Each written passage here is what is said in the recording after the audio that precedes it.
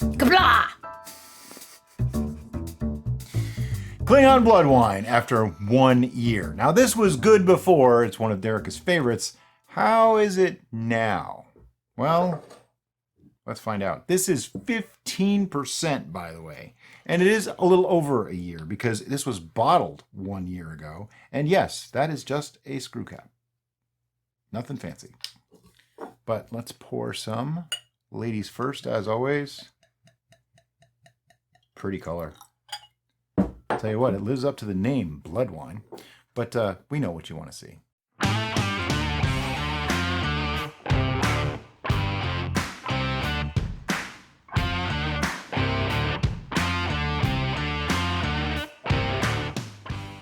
So yeah, it's red. Somebody may have found other bottles of this particular beverage, and somebody may have drank some of it last night. Oh, jeez. Just saying. She cheated. No fair. She has advanced knowledge. So it is super dark. It is again clear though. Those jewel tones that I love so much. Thank you, VIP member. I forget your name. I'm so sorry. I'll have to go check again. I saw that. But you remembered that I like it, and your beverage was gorgeous. So it's blood. Yeah. And it really is. Because it's so dark and it's clear yet viscous. Is that a thing? Viscous is how thick it is. Yeah, but it's like it's so dark that you can't see through it. Yes. But it is actually clear. When you get to the edges, you can totally see. Oh, through yeah. Yeah. So I was trying to find a word that means it's clear but not. And viscous was the only word that I can think of, but that's a texture thing, not a visual thing. So what the heck, Derica? Smell it. Smell it. This has probably the most complex smell of any brew we've made. It is so good. This is so good that honestly, I wish I actually did speak Klingon so I could just sing its praises to you in the proper tone. In the smell, there's so many things going on. I get clove. I get a little bit of the spice. Definitely getting some cherry notes. Dark, deep fruit. It's... Honey is there. The honey character is strong. A little bit of ethanol even. But then I get almost like a sweetness, like a cotton candy sweetness almost. Wow, so much going on. Cinnamon. Yeah. I get cinnamon too. Yeah. Even a little bit of anise. I don't even remember what's in this anymore. Okay, There's pretty much everything in here. Yeah, we put a lot of stuff in this. And because I know it's in there and I'm hunting for it, I can even get the chili. I said spice. Yeah, like the capsicum jalapeno kind of thing. Sometimes spice is translated Oh, I meant like the jalapeno chili smell. Yeah. Anyway, short sip. Now, a short sip is to acclimate your palate. This is a 15% alcohol. So if you just take a long sip of it, it might not taste really good the first time. So you take a short sip, just get it in your mouth, swallow it right down, acclimate. But it does give you some indication of what it tastes like. Oh, wow. All the things that I just described in the smell come through in the taste. And one of the things that I really enjoy more fruity than I expected about this is that in the mouth, it's just this cornucopia of fruits and spices and just all this wonderful stuff. And then when you exhale, it's that pepper note. The chili, yeah. It's not spicy per se. No. In the back of the throat, I get just a little kick. Yeah. Not much at all. Just a little tiny kick. But it's much more fruity than I remember. A lot more fruity than I remember. It's like a spiced fruit. It tastes like a mulled wine with a little bit of jalapeno in it. Yep. Yeah. It's just really... It's very complex. There's a multitude of layers, and that's probably one of the reasons why I get so happy about this particular beverage is that I love complexity. I love layers. She likes ogres. Apparently, I am an ogre, or I have a... She likes ogres. Like for ogres. And onions, actually. Yeah. Time for the long sip. Now in the long sip, you do what Derek is doing. You take a long sip, you leave it in your mouth for a while, you savor the flavors, and then you get more out of it.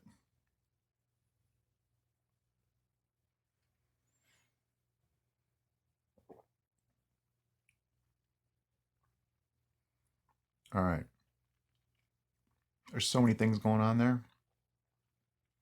I'll go first, just because she's going to keep sipping. On the entrance, I get a hint of honey right away. Then I get fruit, like the dark fruit and cherry flavor. And then I get the tannic qualities from like the cinnamon and the anise and things like that.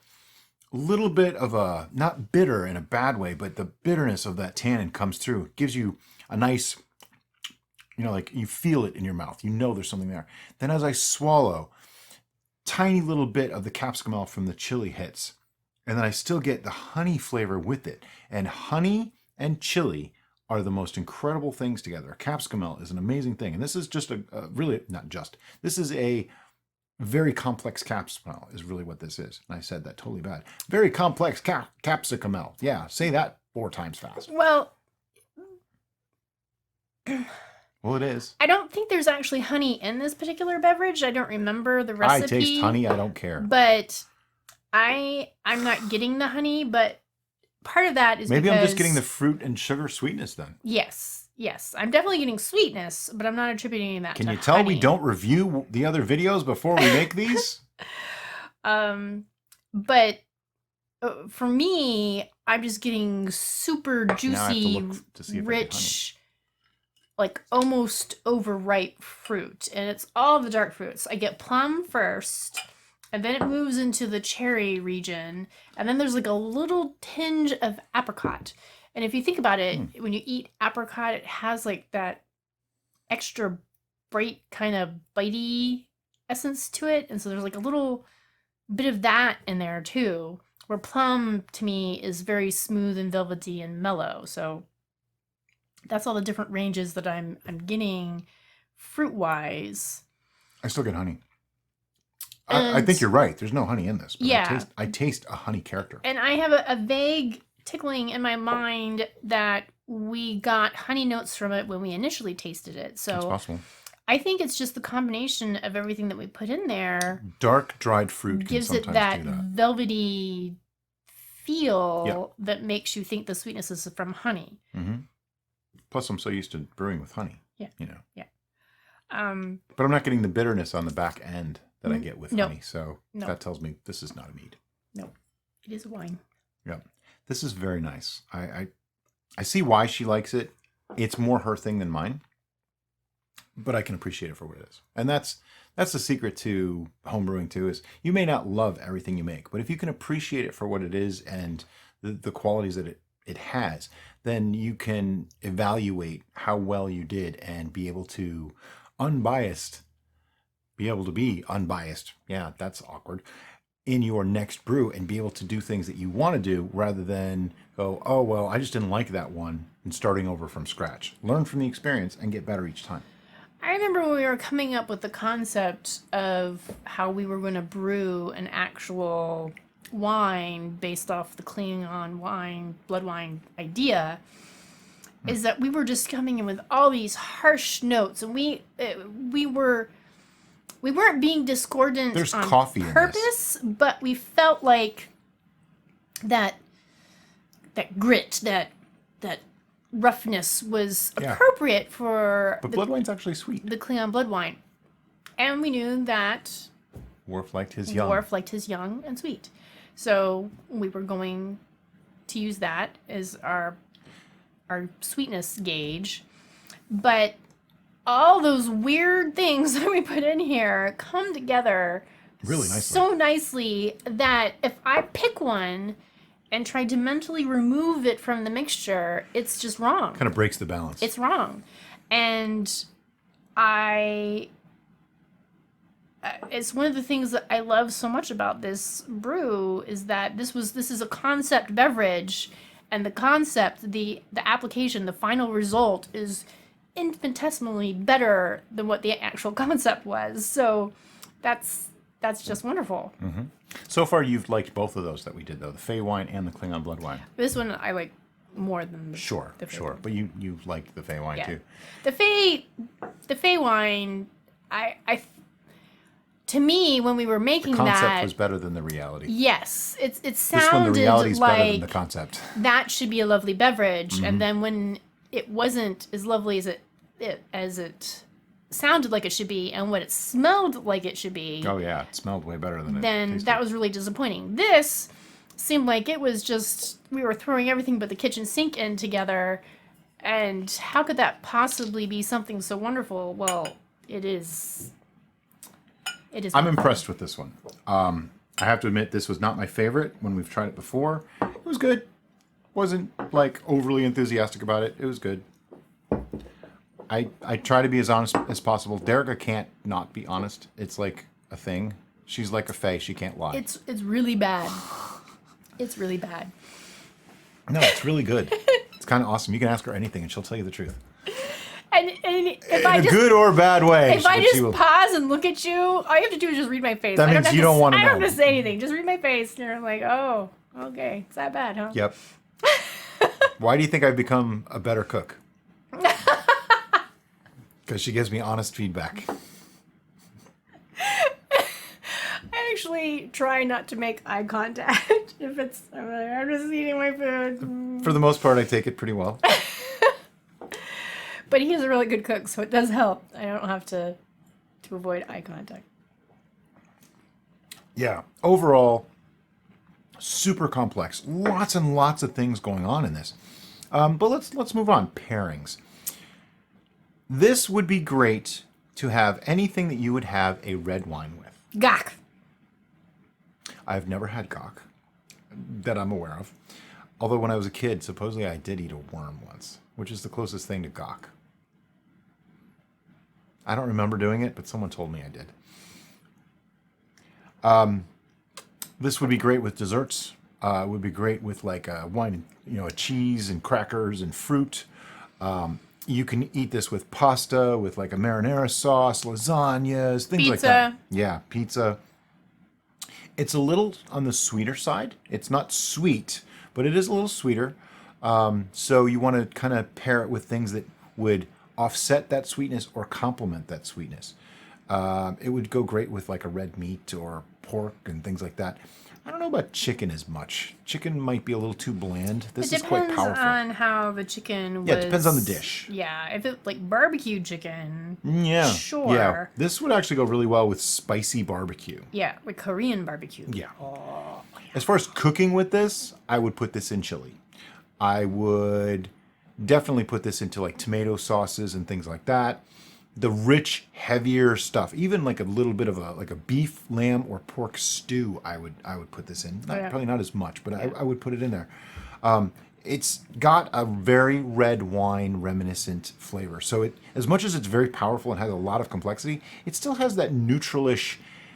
When I say neutral, it's not really neutral. It's a generally accepted flavor. How's that? It's easy to accept it as a wine rather than it's something really unusual. But as you drink it, you'll go, oh, this is just not a regular red wine. This is unique. It's red wine plus. Yeah. As far as putting it in a mug and sipping it, oh, heck yeah. This is at room temperature, which is the way we do our tastings to get the most out of the flavors. Cold, I think, might tone it down a bit too much. I don't know that I'd like it cold, but she's done it cold. I drank it cold last night, and it was fine, but it wasn't nearly as exciting as it is at room temperature. So I think... I'm getting grape all of a sudden. Well, that's the plum. There is grape in there. Oh, there is grape. Well, that's why I get it now. It's awesome when you actually taste things that you put in it. By the way, in case it hasn't been mentioned, we intentionally don't watch the other videos or read what's in these so that what we experience is what we experience. It may sound like we're just being goofballs and we don't know what we're talking about, which, to some extent, maybe you're right. But realistically, we're tasting this beverage for the first time, fresh, on purpose. Because if you hand this to a guest and don't tell them what's in it, they have no idea. So we want to have sort of that experience. That way we can truly describe what we're feeling, experiencing, and tasting rather than, oh, I know this is in there. Because once you know, you know. You can't unknow it. Yeah, and there's no point in knowing what the ingredients are if you're actually not experiencing that in the beverage. If it doesn't come through, it doesn't work. When Brian, went on about the honey that he was getting, that was the experience There's that no he was honey in getting because of the sweetness and the velvety texture it of definitely the beverage. feels like and tastes like honey. So it feels honey-like. So to me, there's honey in here. It's my story, and I'm sticking to it. But yeah, this is good. It's much better than I remember it being, and I think the year has given it even more improvement. Derek has enjoyed this one all along. It's not really my wheelhouse. This is a lot more fruity than I tend to go. It is 110% my wheelhouse. Yeah, definitely. But do you have a score? Sure. I do as well. 1, 2, 3, 10. 9. Okay, I'm lower. Our scale works like this. A 1 is you wouldn't give it to your worst enemy, and it's possibly toxic.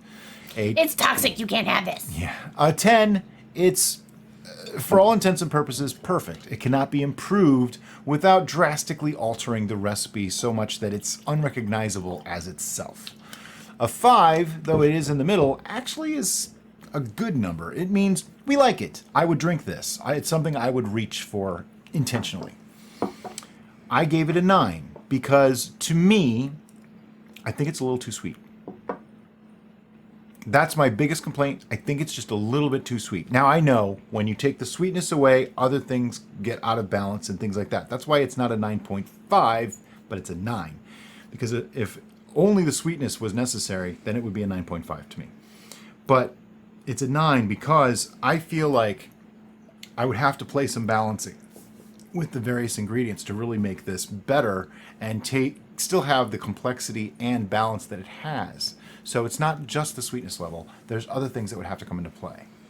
So while 9 is a phenomenally good score, it's not perfect. There's room for improvement, and I kind of have a couple of ideas. I don't know if we'll be revisiting this anytime soon. Maybe like 2025 or something. We'll do a Klingon Blood Wine 2025. And by then, I'm going to have a full cosplay outfit. I'm surprised she doesn't already. I researched it. It's really difficult to have a good-looking Klingon outfit. There's some really awesome cosplayers out there, but their products are expensive. So you gave it a 10. Other than it's perfect and you love it. I am going to put this in a means that most people, particularly those who love chocolate, can understand. If I had a choice between having a chocolate or having a glass of Klingon Blood Wine, I would choose this. Why? You're the one that said it. When you can't just Why are you complicating my simplicity? You can't just throw that out there and then not explain. You have to back up you must prove your work.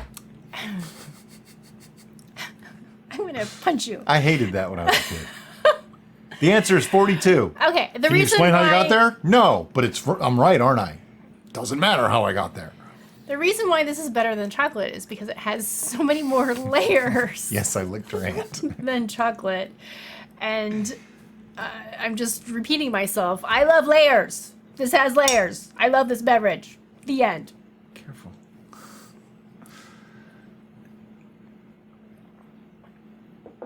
So in summation, this is really good. I suggest you go back and watch the series on the making of it. We had a lot of fun doing it. And it is actually older than a year. It was bottled a year ago, but it was made probably 3 or 4 months before that. So this is more like 15 or 16 months old. I can only imagine if we had another bottle that she didn't find and we had hid that away for another year, what this might be like in 2 years. But I don't think we have any left. But anyway, thanks for watching, guys. And if you like this video, look up. There's another video up there. You might like that one too.